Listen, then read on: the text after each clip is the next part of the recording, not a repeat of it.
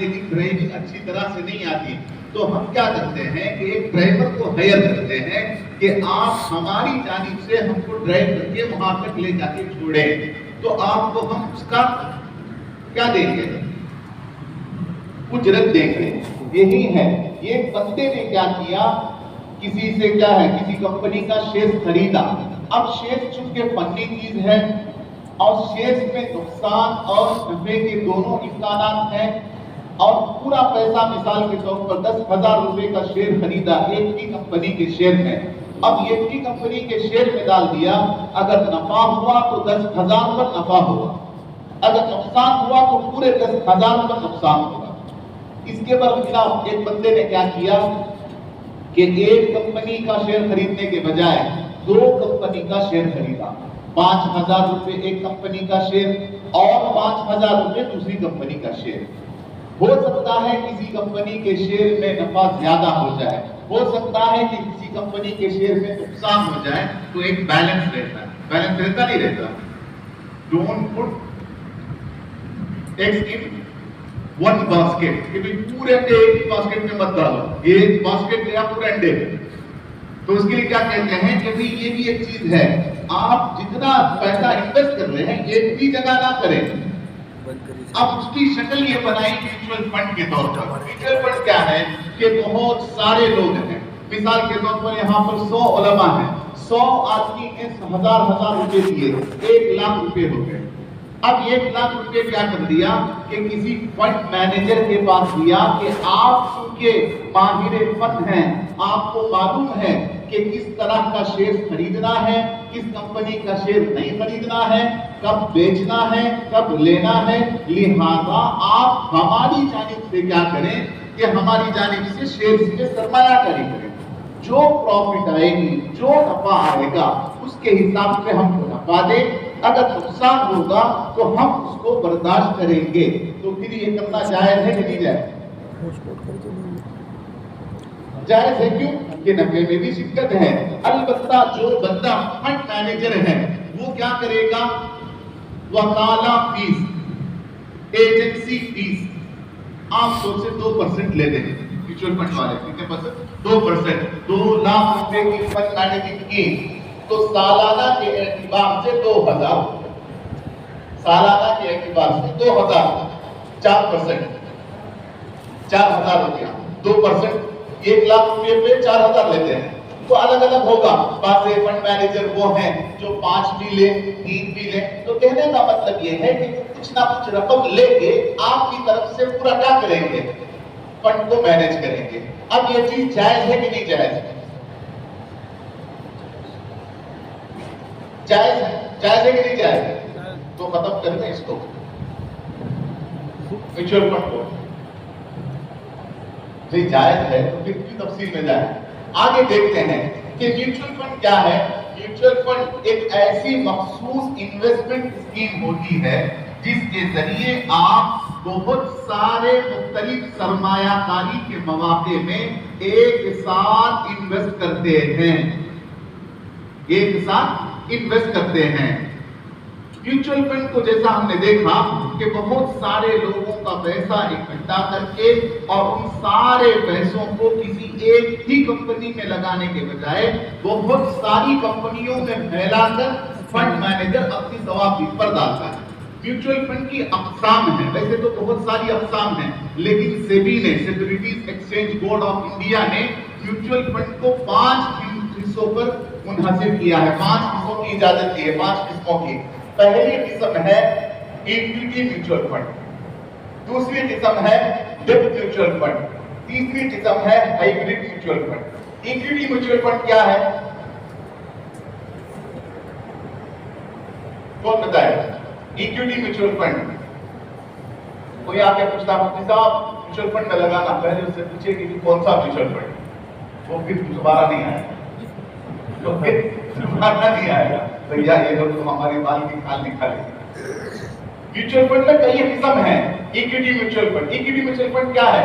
Equity mutual fund یہ ہے کہ جو فنڈ مینیجر ہے لوگوں کے سارے پیسوں کو کس میں لگائے گا، ایکویٹی شیئرز کو کہتے ہیں، اس کو کہتے ہیں شیئرز کو۔ جتنا بھی پیسہ آیا، مثال کے طور پر 100 آدمی نے 1000 روپے دیا، 1 لاکھ روپے فنڈ مینیجر کے پاس آیا. اگر وہ فنڈ مینیجر کا جو میوچل فنڈ ہے ایکویٹی میوچل فنڈ ہے تو وہ 1 لاکھ کے 1 لاکھ کو کس میں لگائے گا؟ شیئرز کی خریداری میں. اب شیئرز کی خریداری میں لگانے کی وجہ سے شیئرز کی قیمت بڑھے گی تو جو جن لوگوں نے سرمایہ کاری کی ہے ان کا بھی نفع بڑھے گا. اس کے برخلاف اگر شیئرز کی قیمت گھٹتی ہے تو جن لوگوں نے لگایا ہے ان کے سرمایہ بھی کم ہوگا. یہ ہے ایکویٹی میوچل فنڈ. دوسرا ہے debt mutual fund. Debt mutual fund کیا ہے؟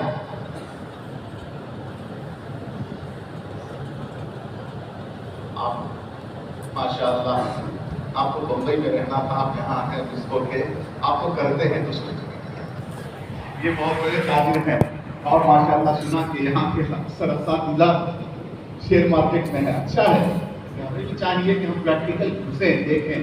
ڈیٹ میوچل فنڈ کیا ہے؟ جیسا ہم نے شروع میں دیکھا نا کیا کہ قرض کی دستاویزات خریدی جاتی. قرض کی دستاویزات جیسے بانڈز ہے یا اسی طرح کوئی سیکیورٹیز ہے، کوئی بھی ہے تو قرض کی دستاویزات. بعض میوچل فنڈ کہتے ہیں کہ ہم لوگوں کے پیسوں کو لے کے بزنس میں ڈال کے نفع ہو نقصان ہو وہ جھگڑا ہم نہیں لیتے. ہم کیا کہتے ہیں کہ یہ جتنا بھی پیسہ دیں گے ہم ان کو قرضوں کی دستاویزات کے خریدنے میں ڈالیں گے. کس میں ڈالیں گے؟ قرضوں کی دستاویزات کے. یعنی پورے کا پورا پیسہ ایک متعین فیصد کے ساتھ ہم دے دیں گے بانٹ کے اپنی ثوابدید پر اور جتنی بھی وہاں سے سود آئے گا اپنا کمیشن کاٹ کے بقیہ رقم کو ہم کیا کریں گے؟ انویسٹروں کو بانٹ دیں گے. یہ ہوتا ہے ڈیٹ میوچل فنڈ. یہ ہوتا ہے ڈیٹ میوچل فنڈ. اب ایکویٹی میوچل فنڈ اور ڈیٹ میوچل فنڈ خریدنا جائز ہے نہیں جائز؟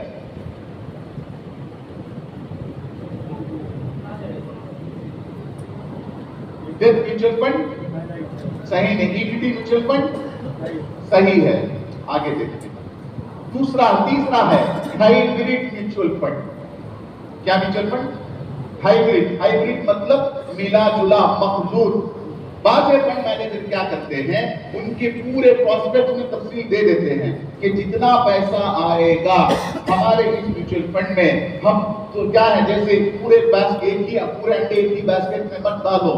اس طرح سے ہم کیا نہیں کریں گے کہ سارے کا سارا پیسہ لے کے نہ شیئرز میں ڈالیں گے اور سارے کا سارا پیسہ لے کے نہ کو قرضوں کی دستاویزات ڈیٹ میں ڈالیں گے، بلکہ کیا کریں گے اپنی ثوابدید پر اس کو بانٹ کے ڈالیں گے، ملا کے ڈالیں گے. اس میں ڈالیں گے تھوڑا سا پیسہ ایکویٹی میں ڈالیں گے اور تھوڑا سا پیسہ ڈیٹ میں ڈالیں گے. یہ فنڈ میوچل فنڈ خریدنا جائز نہیں جائز؟ جی 33% والا دیکھا جائے گا. یہ اچھا ہے 33% والا. ٹھیک ہے آگے دیکھتے ہیں. 33% دیکھیں گے 34% دیکھیں گے.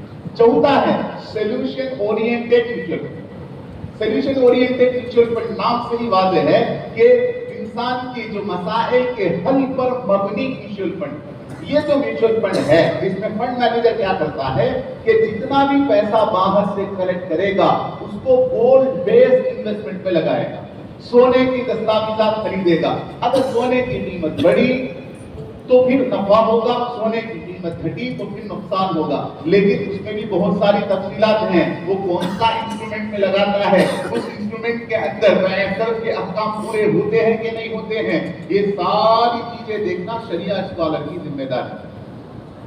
ٹھیک ہے. سولوشن اورینٹڈ میوچل فنڈ میں یہ جو تشکیل کیا گیا ہے اس کا مقصد ہی یہ ہے کہ بہت سارے لوگ ریٹائرمنٹ کے بعد کنگال ہو جاتے ہیں. آپ نے دیکھا ہوگا ماشاءاللہ بڑے صاحب ہیں، بڑی آفس میں کام کرتے ہیں، ماہانہ تنخواہ 1.5 لاکھ روپے ہے، بیوی بھی خدمت کرتی ہے ماشاءاللہ. جی بچے بھی جو بولیں گے سب ٹھوکیں گے. جیسے ہی ریٹائرمنٹ ہو کے بیٹھتے ہیں نا کوئی کھانا بھی پوچھ کے نہیں دیکھتا. اور یہ پریکٹیکل چل رہا ہے، پوچھ کے بھی نہیں دیکھتا، کوئی ویلیو ہی نہیں، جیسے کہ کباڑ ہے. تو ایسی صورت میں مجبوراً کیا کرے گا بھی اس کو ڈے ٹو ڈے ایکسپنسز کے لیے پیسہ چاہیے. کیا بیٹے کے پاس ہاتھ پھیلائے گا؟ क्या करेगा? तो इसके लिए ये जो म्यूचुअल फंड है, रिटायरमेंट म्यूचुअल फंड होता है। रिटायरमेंट म्यूचुअल फंड क्या कि भाई आप एक रकम को एक लंबी मुद्दत के लिए डालें, आपका जब एज होगा उसके हिसाब से उसके टर्म्स एंड कंडीशंस होते हैं। मिसाल के तौर पर 50 साल में, 40 साल में थोड़ा थोड़ा पैसा जमाएं, वो कहते हैं जिसको SIP कहते हैं ना, थोड़ा थोड़ा पैसा जमाएं। अब मेरी उम्र मिसाल के तौर पर फर्ज करें 40 साल है और मुझे 60 साल के बाद एक बड़ी रकम चाहिए। कितनी रकम चाहिए? 20 लाख रुपए चाहिए।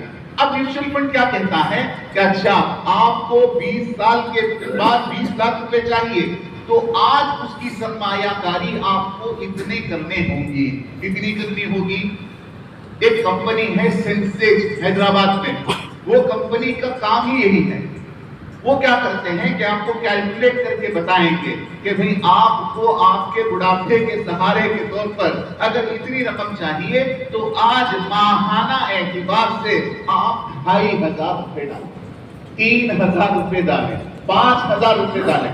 आदमी को 2500 निकालना कोई मुश्किल तो नहीं है, लेकिन हमारा मसला वो नहीं, हम मुतवक्किलीन में से हैं, अल्लाह वाले हैं। क्या है? अल्लाह वाले हैं। भाई मरने के बाद अल्लाह देखेगा। इसी तरह वो बात की बात है, छोड़ो यार। जब मुसीबत आ जाती है ना तो फिर दुआएं कराते फिरते हैं, जरा दुआ कीजिए बेटा ये हो गया।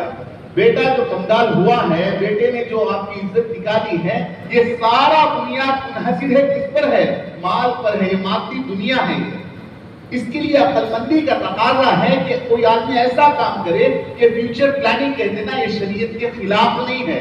जैसा कि सूरे कहफ में हजरत खिज़र अलैहिस्सलाम के बारे में है, एक जगह रास्ते से गुजर रहे थे तो देखा कि उस बस्ती वालों ने उनकी इकराम नहीं किया, उल्टा उस बस्ती में एक दीवार गिर रही थी तो उन्होंने क्या किया कि उस दीवार को सही कर दिया। मूसा अलैहिस्सलाम से रहा नहीं गया, पूछा कि ये क्या किया? उन लोगों ने आपकी तौहीद की इकराम नहीं किया, आपने उनकी दीवार खड़ा कर दी। तो क्या जवाब दिया? क्या जवाब दिया? सूरे कहफ की आयत है,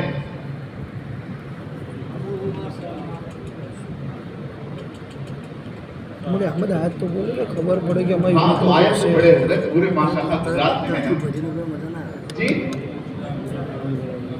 रमजान वकान लिगुलामैनि यतीमैनि वकान तहतहु कंजुल लहुमा वकान अबूहुमा सालिहा, वकान अबूहुमा सालिहा। नौजुबिल्लाह फासिका ने कहा, सालिहा कहा, और सालिहा कह के कहा कि सालिहियत के बावजूद किसी बात का ये अपने बच्चों के लिए कुछ इंतजाम करके जाने, ये सालिहियत के खिलाफ नहीं। लोग क्या करते हैं? उमर बिन अब्दुल अजीज रहमतुल्लाह अलैह की रिवायत, अरे उनकी मुकद्दर अच्छे होंगे, भाई वो तकवा अलग है, हम उनकी धूल के भी लायक नहीं हो सकते।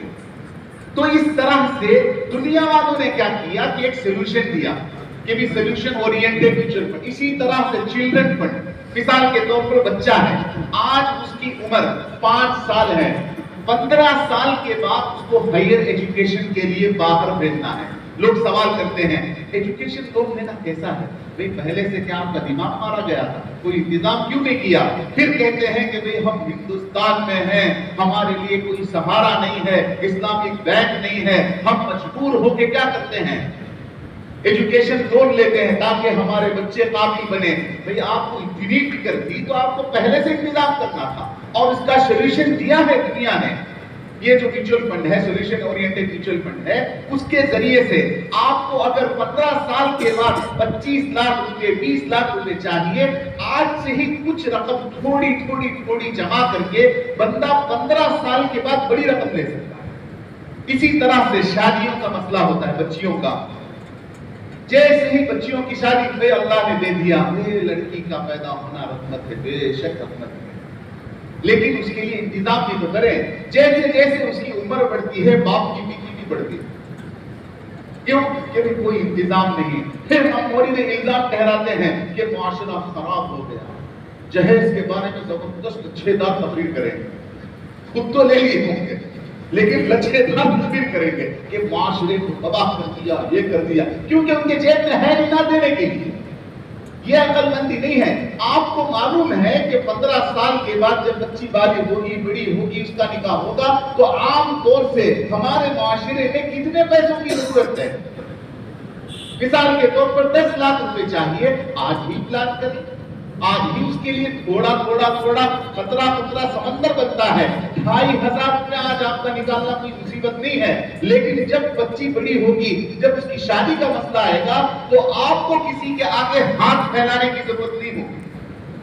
مولانا عبدالعظیم صاحب ہیں، وہ جانتے ہوں گے اویس پر، ہمارے عبید اللہ صاحب بلیاوی رحمۃ اللہ علیہ کے فرزند، ماشاءاللہ بڑے عالم ہیں. سہارنپور میں مشکات اور اسی طرح دورے وغیرہ کی تخصص میں حدیث گرفتار ہے. یہ ایسے مولویوں کی مجلس سے کوئی عالم غیر عالم تو نہیں ہے نا. تو کہتے ہیں کہ ہماری مصیبت یہ ہے کہ کھجاتا بھی ہے تو ہم سمجھتے ہیں کہ ہدیہ دے دو. ہماری مصیبت یہ ہے کہ کوئی کھجاتا بھی ہے تو ہو سکتا ہے ہدیہ دے. یہ جو ہے نا سیلف ڈیپینڈنسی ختم ہو گئی ہے، جس کی وجہ سے حق بات کہنے کے اندر سے بات کرنے میں آدمی ڈرتا ہے کہیں سے انسان ناراض نہ ہو جائے. کیا ہے جب آپ سیلف ڈیپینڈنٹ رہیں گے، خود پر اعتماد رہے گا تو ہرگز آپ کسی سے متاثر نہیں ہوں گے. اس کے لیے چاہیے، اسی لیے ہے نا جب جیب گرم رہتا ہے تو نماز بھی نرم لگتی ہے. اگر جیب گرم نہیں ہے تو کیا ہوتا ہے؟ آدمی پیر جھٹکتا ہے. بھائی کرونا اچھا تھا، کیا تھا؟ گھر میں ہی پڑھ لیتے. اس کے لیے یہ چیز جو ہے اسلام کے خلاف نہیں، اسلام کے خلاف نہیں ہے. اس طرح سے ماشاءاللہ بہت ساری اسلامی طریقے پر سرمایہ کاری کی کمپنیاں بھی. آگے دیکھیں گے کہ کس میں لگانا جائز، کس میں لگانا نہیں جائز. 5واں ہے other mutual fund. Other mutual fund کیا ہے؟ جیسا کہ نفٹی ہے، سینسیکس ہے، جو انڈیکس ہوتے ہیں نا، انڈیکس میں پیسہ لگایا جاتا ہے. انڈیکس کیا ہے؟ مثال کے طور پر فرض کریں کہ بامبے اسٹاک ایکسچینج میں 1500 کمپنیاں ہیں. آپ کو کیسے پتا چلے گا کہ 1500 کی 1500 کمپنیاں اچھا پرفارم کر رہی ہیں، اچھا کام کر رہی ہیں یا خراب پرفارم کر رہی ہیں؟ شیئر بازار نیچے جا رہا ہے، کیسے جانچیں گے؟ 1500 کی 1500 کمپنیوں کو الگ الگ دیکھنا ممکن نہیں ہے، روزانہ کے اعتبار سے تو ہرگز ممکن نہیں ہے. تو اس کے لیے کیا کیا شیئر بازار کے سسٹم نے کہ 30 کمپنیوں کو ملا کے جو اچھی پرفارم کرنے والی ہیں ان کا ایک پول بنا دیا جس کو سینسیکس کہتے ہیں. دیکھیں نا آج بامبے اسٹاک ایکسچینج بہت مندا گیا. کیسے پتا چلا مندا گیا؟ یہ 30 کمپنیاں نیچے جاتی ہیں تو ان کو دیکھ کے فیصلہ کرتے ہیں کہ بامبے اسٹاک ایکسچینج اوپر جا رہا ہے نیچے آ رہا ہے. اسی طرح NSE میں، نیشنل اسٹاک ایکسچینج میں نفٹی کہتے ہیں 50 بڑے بڑے کمپنیوں کے شیئر کو ملا کر ایک انڈیکس بنا دیا. اب اس کو دیکھ کر ہم اندازہ لگا سکتے ہیں کہ نفٹی یعنی NSE نیشنل اسٹاک ایکسچینج اوپر جا رہا ہے نیچے آ رہا ہے. تو یہ جو ادر میوچل فنڈ ہے وہ کہاں پر لگاتا ہے؟ انڈیکس میں لگاتا ہے. انڈیکس میں جو کمپنیاں ہیں اس میں لگاتا ہے.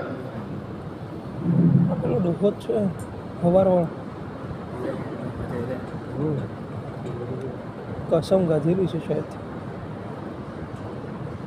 میوچل فنڈ کی کا ترکیبی ڈھانچہ یہ مختصر ہے. میوچل فنڈ کیا ہے؟ میوچل فنڈ میں مختلف سرمایہ کار اپنا پیسہ ایک جگہ اکٹھا کر کے ان تمام جمع شدہ پیسوں کو AMC یعنی ایسٹ مینجمنٹ کمپنی کو دیتے ہیں. ایسٹ مینجمنٹ کمپنی کو دیتے ہیں. AMC ایسٹ مینجمنٹ کمپنی کے پاس فنڈ مینیجرز ہوتے ہیں. اس کی موٹی مثال، ایک مدرسہ چلانا ہے تو کیا کرتے ہیں؟ پورے ملا کر کے مدرسے کو جو بورڈ ہے، جو اس کے ڈائریکٹرز ہیں، جو اس کے ذمہ ان کو دیتے ہیں. آپ اس میں 5 کے 5 ذمہ دار سب آگے کھڑے ہو گئے، میں چلاؤں گا، تم چلاؤں گا. اس کے لیے کیا کرتے ہیں؟ ایک محتمین کو بنا لیا، ایک ناظم کو بنا لیا. ان کی ماتحتی میں وہ کیا کرتا ہے؟ اچھی طریقے سے کہاں خرچ کرنا ہے، کیا کرنا ہے. اسی طرح سے ایسٹ مینجمنٹ کمپنی کے پاس فنڈ مینیجرز ہوتے ہیں جو آپ کے دیے گئے پیسوں کو آپ کی جانب سے اسٹاک مارکیٹ میں، گولڈ ٹریڈنگ میں وغیرہ میں سرمایہ کاری کرتے ہیں اور اس پر ہونے والے نفع یا نقصان کے مطابق سرمایہ کار نفع و نقصان کا مستحق ہوتا ہے. اب جو بندہ میوچل فنڈ میں سرمایہ کاری کرتا ہے اس کو یونٹ ہولڈرز کہتے ہیں. کیا کہتے ہیں؟ Unit holders. کیا مطلب یونٹ ہولڈرز کا؟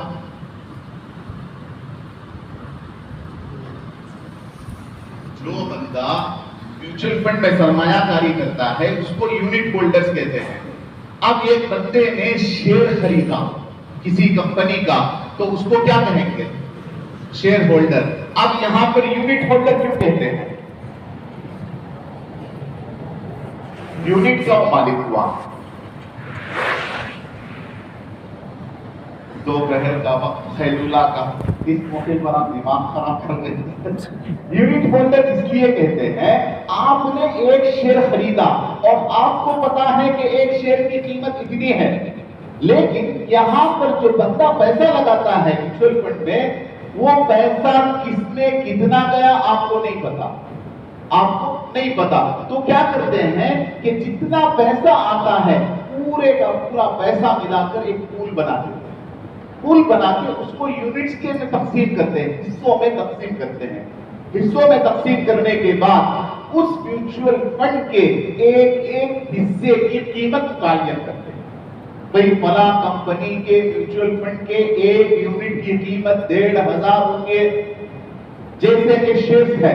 अब ये जो यूनिट खरीदा है, आपके उस यूनिट के पीछे बहुत सारे शेयर्स भी होंगे, बहुत सारी चीजें होंगी। तो इस तरह समझने के लिए क्या करते हैं, यूनिट में तकसीम कर देते हैं। मिसाल के तौर पर एक बंदे ने एक किसी म्यूचुअल फंड कंपनी का एक यूनिट खरीदा 100 रुपये में।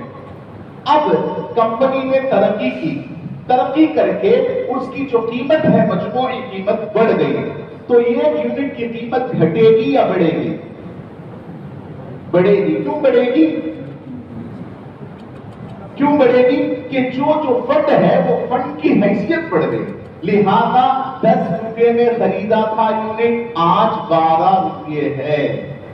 आज 12 रुपये है।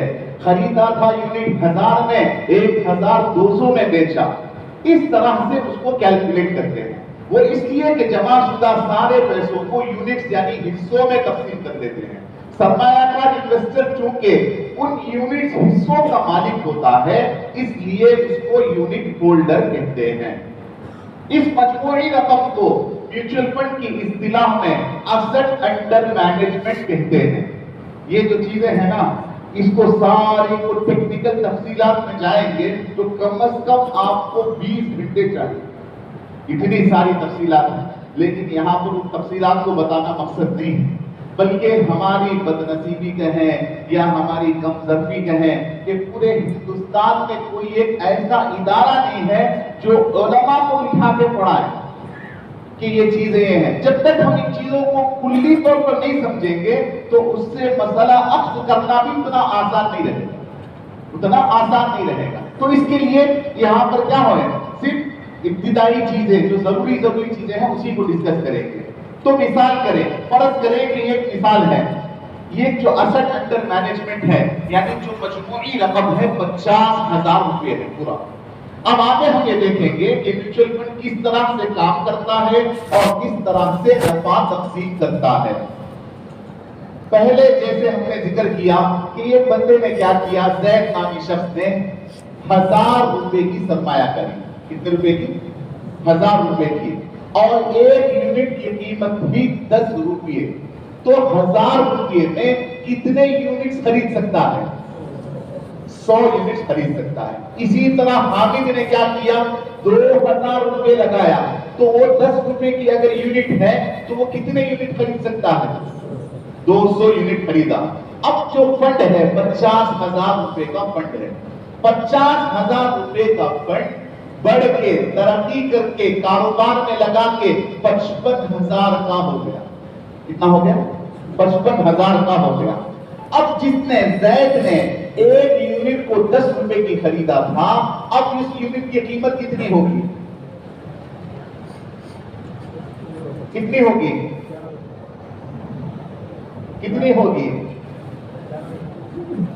50,000 का फंड है, 50,000 रुपये 50 लोगों ने मिला के दे दिया और एक यूनिट की कीमत 10 रुपये है। अब उस पैसे को लेके फंड मैनेजर ने काम किया और उससे नफा कमाया 10%, यानी 55,000 रुपये हुए। तो जैसे ही 55,000 रुपये होंगे तो मैंने जो एक यूनिट 10 रुपये में खरीदा था उसकी कीमत 10 से बढ़कर 11 होगी या 9 होगी? क्यों 11 होगी?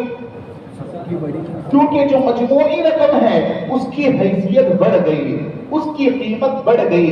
इस तरह से क्या करते हैं, म्यूचुअल फंड में हिसाब किताब करते हैं।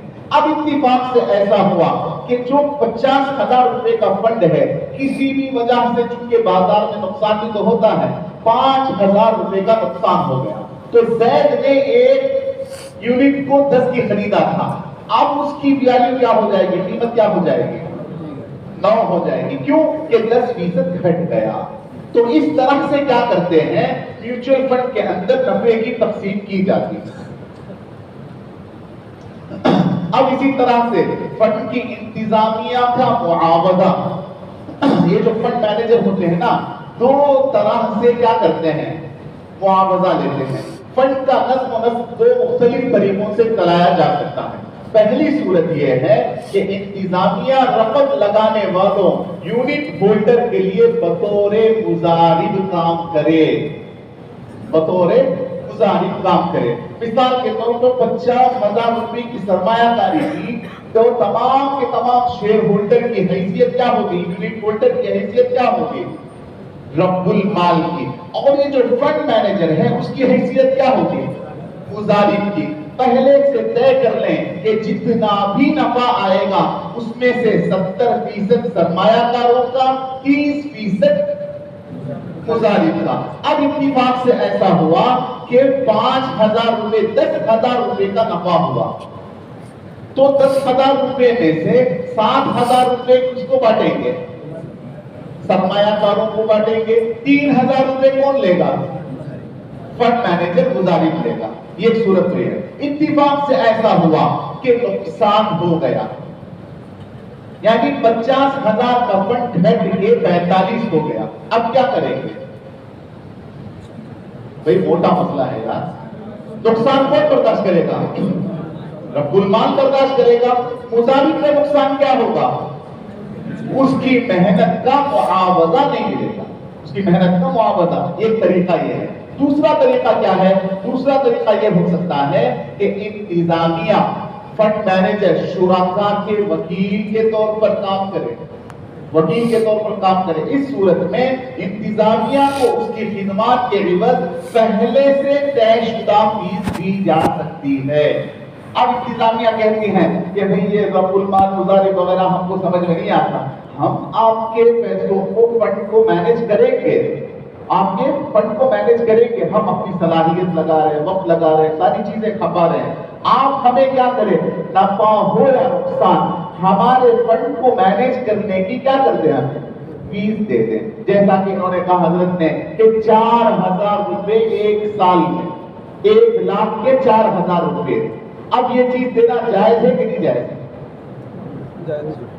जायज है। क्यों कि ये गोया कि ऐसा है जैसा कि खिदमत कर रहा है, हक़ुल खिदमत ले रहा है, लिहाजा इसमें कोई हरज नहीं। तो अब हरज नहीं है तो लिहाजा म्यूचुअल फंड में इन्वेस्ट करना, म्यूचुअल फंड में इन्वेस्ट करना जायज है, जायज है नहीं जायज है। अब अगर कोई आदमी आके सवाल करे कि हजरत म्यूचुअल फंड में इन्वेस्ट करना जायज है, हम गए थे मौलाना हबीब साहब के मदरसे में, वहां कहा जायज है, ये जवाब है क्या, जायज है नहीं जायज है,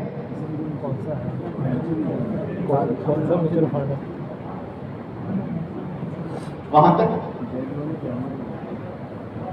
तो अब बता देंगे ना, आप पहले जवाब दे, बाद में मैं बताऊंगा। वही तो सवाल कर रहा हूं, जायज है नहीं जायज है जी। हाँ हाँ, उसके ऊपर जवाब मुनहसिर है, लिहाजा इक्विटी म्यूचुअल फंड में लगाना जायज है नहीं जायज है, उसमें भी देखा जाएगा कि ये जो फंड मैनेजर्स हैं किस तरह की कंपनियों में इन्वेस्ट कर रहे हैं। यहां देखा जाएगा भाई इक्विटी में लगाना जायज तो है, लेकिन हर इक्विटी में नहीं, हर शेयर में नहीं, बल्कि देखेंगे जनाब आप जरा तफसील तो दे कि हमारे पैसों को किस तरह के शेयर्स के खरीदने में लगा रहे हैं, किस तरह के शेयर्स के खरीदने में लगा रहे हैं। अब दूसरा है डेब्ट म्यूचुअल फंड, इसमें सवाल ही नहीं करेंगे, क्यों कि पूरे का पूरा सूद ही है। अब तीसरा म्यूचुअल फंड, डेब्ट और इक्विटी मिला जुला म्यूचुअल फंड, इसमें भी नहीं लगाएंगे कि वहां पर मजबूरन कर्ज नहीं लिया जा रहा है, वहां बहैसियत तिजारत उसको इख्तियार किया जा रहा है। ये है मजबूरन बाहर सूद पर से कर्ज लेना कंपनी को चलाने के लिए। दूसरा है उसी को एक समझ ये किया है मबीते के तौर पर बनाकर उसके जरिए से नफा हासिल करना, लिहाजा उसमें भी इजाजत नहीं होगी। और चौथा म्यूचुअल फंड सोल्यूशन ओरिएंटेड, वहां लगाना जायज है नहीं जायज है? वो किसमें लगाते हैं पैसा? सोने में। वहां भी तफसील है, वहां भी देखेंगे कि भी हमारे पैसे से जो सोने में आप जिस इंस्ट्रूमेंट में लगा रहे हैं उसकी हैसियत क्या है, किस एतबार से खरीदा जाता है, किस एतबार से बेचा जाता है, नफे की तकसीम का तरीका क्या है। ये है उलमा की जिम्मेदारी, ये है। जब तक आप उम्मत को सही तरीके पर जवाब नहीं देंगे मुतमईन नहीं होंगे और कहेंगे कि भाई ये लोग तो जाहिल हैं, इनको कुछ अता नहीं पता नहीं, सिर्फ कभी फातिहा हो तो हम दावत दें, दुकान का इफ्तिताह हो तो हजरत को बुलाएंगे यासीन शरीफ पढ़ के, लेकिन मसले दुकान के अरे मौलवी साहब को मालूम नहीं है। जितना वो लोग कहते हैं उनकी बात 100% सही ना भी कहे, लेकिन 60-70% तो सही है ना, क्योंकि हमने भी तो इस पर नहीं लगाया। ये चीजें क्या है, जैसे इमाम मोहम्मद रहमतुल्लाह अलैह के बारे में है, बाजार में जाके बैठते थे, क्यों बैठते थे, क्या जरूरत थी भाई? बाजार तो शैतान की जगह है, लाहौर पढ़ के गुजरे और हम लोग तो तबलीग वाले हैं, तीसरा कलिमा या चौथा कलिमा, कौन सा कलिमा?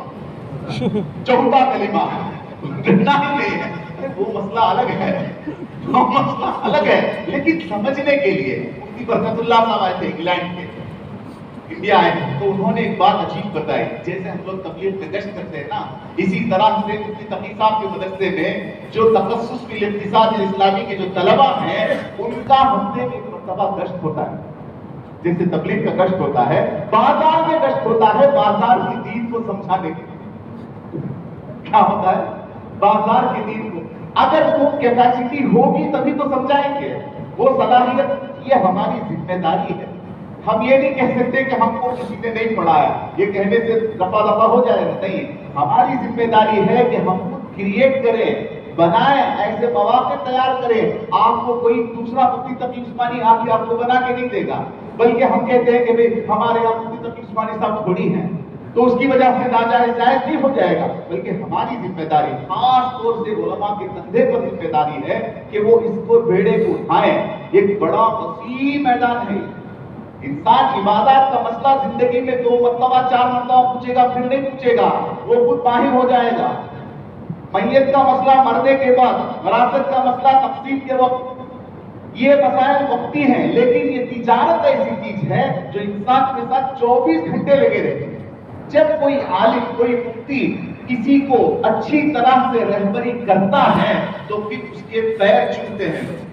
हमने देखा श्रीलंका जैसा छोटा मुल्क, वहां पर ऐसे क्वालिफाइड स्कॉलर्स हैं, उलमा हैं, एक एक चीज की रहबरी करते हैं। और इसकी वजह से जब उलमा को देखते हैं कि माशाल्लाह इनको सब्जेक्ट नॉलेज है, तो आवाम भी क्या करती है, हर चीज को उलमा से पूछ के काम करती है। आज हम कहते हैं भाई उलमा और अवाम का ताल्लुक नहीं है, कब ताल्लुक होगा? कब ताल्लुक होगा? कोई मरे तो ताल्लुक होगा, या कोई दुकान खुले तो ताल्लुक होगा, कोई इसी तरह से कोई ऐसी इंसिडेंट्स हो। अगर उलमा और अवाम का ताल्लुक पूरा जुड़ा रहे 24 घंटे जिंदगी के हर साल, तो उसके लिए जरूरी है कि इनके जो माशी मसाइल हैं उसका हल पेश करें। फिर जरूर आपको क्या करेंगे, अपने सरों का ताज बनाएंगे। श्रीलंका में हमने देखा, वहां पर बहुत सारे उलमा आईफोन से नीचे रखते ही नहीं, आईफोन से नीचे रखते ही नहीं, क्योंकि उनके पास इतनी सलाहियत होती है कि बैक वक्त मदरसे में भी पढ़ाते हैं, दावत में भी वक्त लगाते हैं, बड़ी बड़ी कंपनियों में बैठ के एडवाइजरी करते हैं। लेकिन यहाँ पर मैं सो रहा है इसलिए बोल रहा हूँ, यहाँ पर एक मसला और है। क्या है? उलमा को आना पसंद नहीं करते, उलमा का आना पसंद नहीं करते। सिर्फ इल्जाम को लगाएंगे कि मौलवियों को कुछ नहीं पता, लेकिन क्या आपने कोई ऐसा प्लेटफॉर्म क्रिएट किया?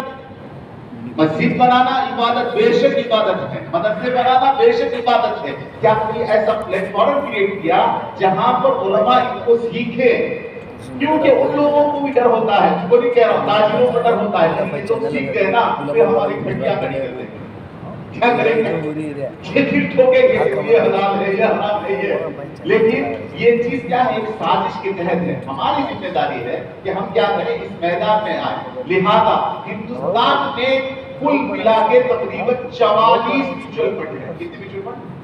44 میوچل فنڈ، جس میں سے 3 میوچل فنڈ شریعہ کمپلائنٹ ہیں۔ کتنے میوچل فنڈ؟ 3 mutual fund. کون کون سے میوچل فنڈ؟ 3 میوچل فنڈ، اس کو دیکھیں گے۔ یہ ہے انڈیا میں تقریباً 44 میوچل فنڈ ہیں، ان میں سے صرف 3 شریعہ کمپلائنٹ میوچل فنڈ۔ 3 میں سے کون؟ ایک تو ہے Tata ethical fund, Tata ethical fund, اس کے شریعہ بورڈ میں مفتی برکت اللہ صاحب ہیں، اس کے بڑے بڑے علماء ہیں۔ اسی طرح ٹاؤرس ایتھیکل فنڈ، جو کنڈیشن اور جو نام آیوگی نے طے کیا ہے اس کے حساب سے یہ لوگ کام کرتے ہیں۔ تیسرا ہے نیپون انڈیا ای پی ایف شریعہ فیس۔ یہ 3 میوچل فنڈ ہے جس میں آدمی کیا کر سکتا ہے، سرمایہ کاری کر سکتا ہے۔ اگر کوئی ساری سوال کرے تو اس کو ساری تفصیلات بتانے کے بجائے کہ بہت سارے میوچل فنڈ ہیں لیکن صرف انہی میوچل فنڈ کو علماء نے اپروو کیا ہے، لہذا ان میں تو میوچل فنڈ میں انویسٹ کرنا جائز ہے، اس کے برخلاف جتنے بھی میوچل فنڈ ہے اس میں انویسٹ کرنا درست نہیں، کیونکہ اس کے بارے میں ہمیں معلوم نہیں۔ بہت سارے لوگ کہتے ہیں نہیں مولانا وہ جو میوچل فنڈ کمپنیاں ہیں پورے کے پورے اسٹیل میں لگاتی ہیں، پہلے ان سے کہیں کہ آ کے اس کی ڈیکمپنیزیشن تو کرائیں، اس کی تصدیق تو کرائیں، اگر آپ کو سرٹیفکیٹ چاہیے، آپ کو حلال کا یہ چاہیے تو ان کی ساری چیزیں بتائیں۔ جو عوام کہتے ہیں تو ان سے کہیں کہ آپ ان سے ہم کو ملائیں، ہم دیکھیں، پھر بھاگ جاتے ہیں یہ کیا مصیبت ہے۔ تو اس کے لیے 3 میوچل فنڈ ہے نا، ان میوچل فنڈ کے اندر لگا سکتے ہیں۔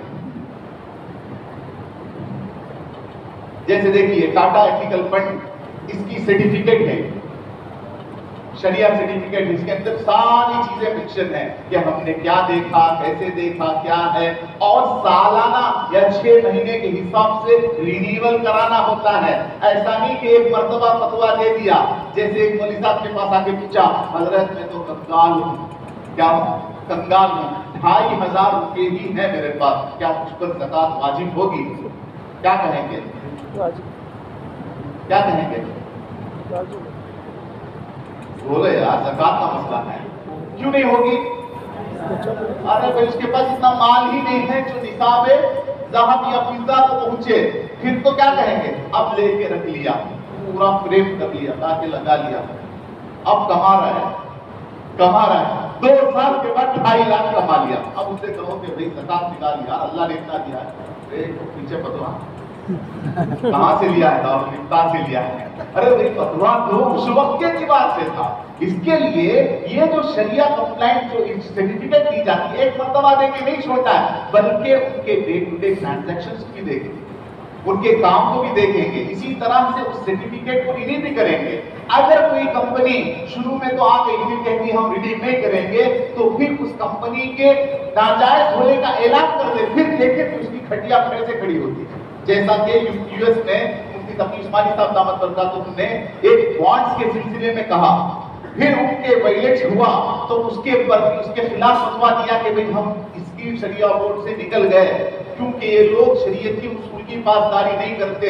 ایسا مارکیٹ کریش کیا ہے کہ لوگوں نے کہہ دیا کہ ہی از اے سائلنٹ ورلڈ وار 2۔ کیا ہے اس نے کیا کر دیا؟ پورے دنیا میں ایک سائلنٹ ورلڈ وار کر دیا۔ اس کے بعد لوگ آپ کے پیر پکڑتے ہیں کہ آپ جیسے کہیں گے ہم کریں گے، لیکن شرط یہ ہے کہ اتنی صلاحیت کی تو ہو علماء پیدا کرے، پھر دیکھیں کہ یہ لوگ آپ کے کیسے چندے مانگنے نہیں پڑے کہ آپ کے دیکھ، بلکہ بہت لوگ کرتے ہیں بھئی ہماری کمپنی کو آئے اس سے پہلے ہدیہ دے دیتے تاکہ اس کو نہ کہیں کہ خاموش ہو جائے، کیونکہ ہم نے تو لے لیا نا۔ تو یہ ساری چیزیں ہیں جس کو دیکھ کے چلنا پڑتا ہے۔ لہذا میوچل فنڈ کے بارے میں کوئی سوال؟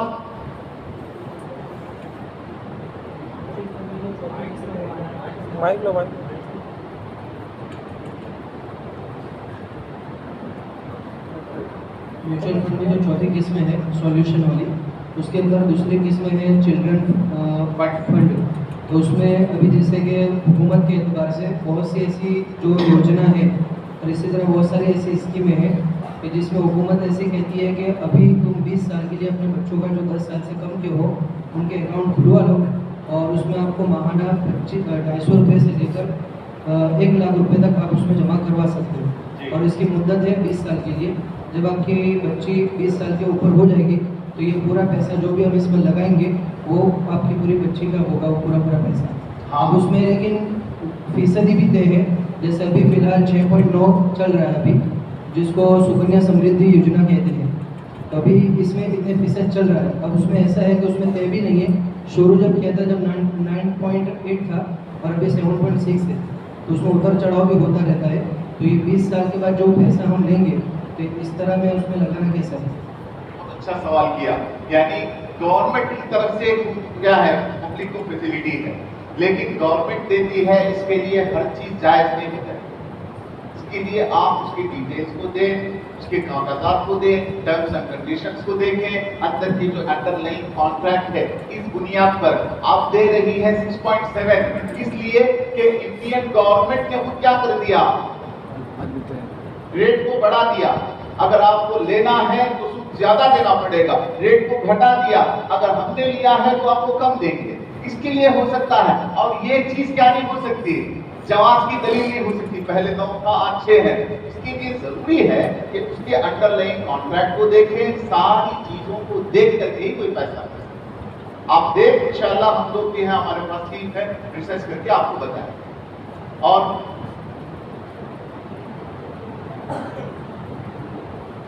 और कोई सवाल खत्म कर ले?